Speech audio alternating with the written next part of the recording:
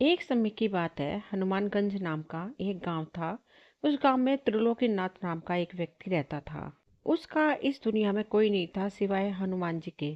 त्रिलोकीनाथ हनुमान जी का बहुत बड़ा भक्त था। वह रोज उनकी पूजा किया करता था। त्रिलोकीनाथ हनुमान जी को ही सब मानता था। एक मित्र, पिता, गुरु, वह सारी बातें हनुमान जी से किया करता था। एक दिन सुबह सुबह वह मंदिर पहुंचता है और मंदिर की साफ सफाई करने लगता है। वह मन में सोच रहा था कि हे प्रभु, कितनी धूल मिट्टी है, कोई सफाई करने वाला ही नहीं है। मैं न रहूं तो ये मंदिर मंदिर न लगे। आप प्रभु इतने बड़े बड़े चमत्कार करते हैं, जरा सा चमत्कार यहाँ भी दिखा दो। लेकिन नहीं, आपको पता है ना कि त्रिलोकीनाथ आएगा और सफाई कर देगा। इस तरह त्रिलोकीनाथ हनुमान जी से बातें करते करते मंदिर की सफाई कर देता है और फिर हनुमान जी का ध्यान लगाने बैठ जाता है। तभी उसके ध्यान में हनुमान जी रस्सियों से बंधे हुए दिखाई देते हैं। हनुमान जी कह रहे थे, त्रिलोकीनाथ मुझे यहाँ से छुड़ाओ, मैं बंधा हुआ हूँ, निकालो मुझे यहाँ से। अपने ध्यान में ऐसा देखकर वह सोचने लगता है, यह क्या है? हनुमान जी मुझसे मदद मांग रहे हैं, मैं भी ना कुछ भी सोचता हूँ। त्रिलोकीनाथ इस बात को एक बुरा ख्याल सोचकर मंदिर से बाहर चला जाता है, लेकिन अभी भी उसके दिमाग में वही ख्याल घूम रहा होता है। तभी उसे उसके ही गांव का रघुनाथ मिलता है और उससे पूछता है, क्या हुआ भाई, मंदिर में पूजा करके आए, लेकिन लगता है मन को शांति नहीं मिली, दिमाग में कुछ उथल पुथल चल रही है क्या? हाँ भाई, क्या बताऊं, आज बजरंग बली का ध्यान कर रहा था तो मैंने एक दृश्य देखा कि हनुमान जी एक रस्सी से बंधे हुए हैं और मुझसे मदद मांग रहे हैं। यह सुनकर रघुनाथ हंसते हुए कहता है, भाई हनुमान जी को तुम्हारी मदद की कब से जरूरत आन पड़ी और उन्हें बांध कौन सकता है? जरूर यह ख्याल तुम्हारे मन में ऐसे ही आ गया होगा। बात तो तुम सही कह रहे हो। यह बोलकर त्रिलोकीनाथ वहां से अपने घर आ जाता है। संध्या होती है। सारी दिनचर्या खत्म होने के बाद त्रिलोकीनाथ खाना खाकर सो रहा होता है।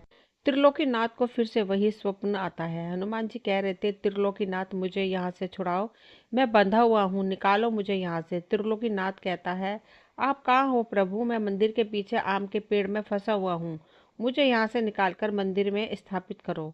त्रिलोकीनाथ सोचता है, यह कैसा स्वप्न है? लगता है हनुमान जी सपने के माध्यम से मुझसे कुछ कहना चाहते हैं।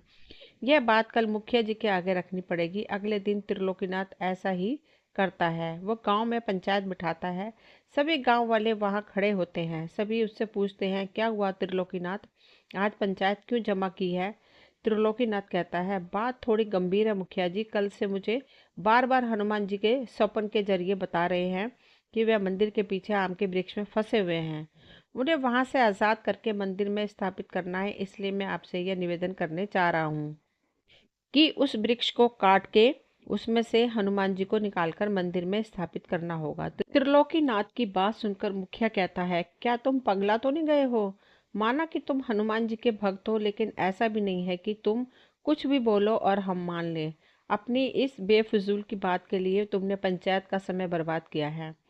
त्रिलोकीनाथ ने कहा, पर मुखिया जी मैं सच कह रहा हूँ, एक बार उस पेड़ को काट कर देख लेते हैं।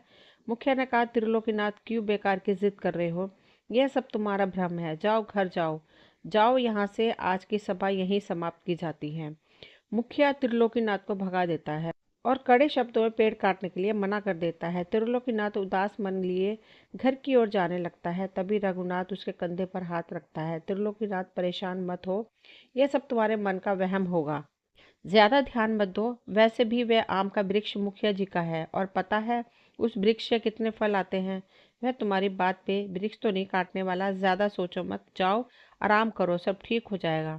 यह बोलकर रघुनाथ वहां से चला जाता है, लेकिन इस बात से त्रिलोकीनाथ को अभी संतुष्टि नहीं मिली थी। उसका मन अभी भी व्याकुल था।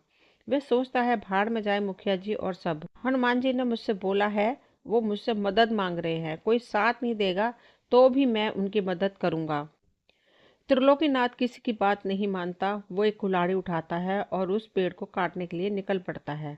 मंदिर के पीछे पहुंचकर बजरंगबली का नाम लेकर त्रिलोकीनाथ उस पेड़ पर कुल्हाड़ी चला देता है और उसे ऐसा करते हुए गांव का एक व्यक्ति देख लेता है और वह भागता हुआ जाकर सभी गांव वालों को यह बात बताता है और सबको इकट्ठा करके ले आता है। इधर त्रिलोकीनाथ वृक्ष काटते काटते मन में सोचता जा रहा था, जय बजरंगबली, जय बजरंगबली। कोई बात नहीं प्रभु, कोई आपकी मदद नहीं करेगा तो क्या मैं भी नहीं करूंगा? मैं अवश्य निकालूंगा आपको इस वृक्ष में से। तभी वहां गांव का मुखिया आ जाता है और कहता है, त्रिलोकीनाथ, तुमने यह क्या किया? तुमने अपने पागलपन की वजह से मेरा इतना सुंदर वृक्ष काट दिया।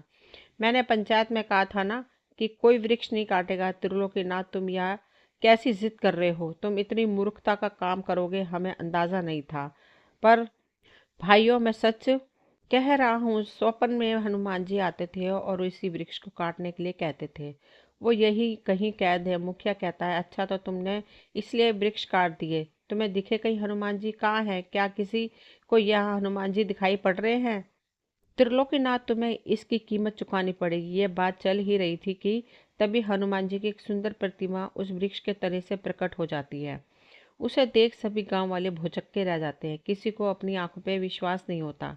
वो सभी बजरंग की जय जयकार करने लगते हैं और सभी त्रिलोकीनाथ से माफी मांगते हैं। अब सभी गांव वाले पूरे सम्मान सहित वृक्ष से प्रकट हुई हनुमान जी की प्रतिमा को मंदिर में स्थापित कर देते हैं। तब से हनुमान जी की कृपा से पूरे गांव में सुख शांति छा जाती है और त्रिलोकीनाथ को गांव में एक अलग ही सम्मान मिलने लगता है। दोस्तों, ये कहानी यहीं तक थी। मुझे उम्मीद है आप सभी को पसंद आई होगी। अगर कहानी पसंद आई हो तो प्लीज़ चैनल को सब्सक्राइब करें, वीडियो को लाइक शेयर करें। मिलती हूँ अगली कोई नई कहानी लेकर। तब तक के लिए आप सभी का तहे दिल से शुक्रिया।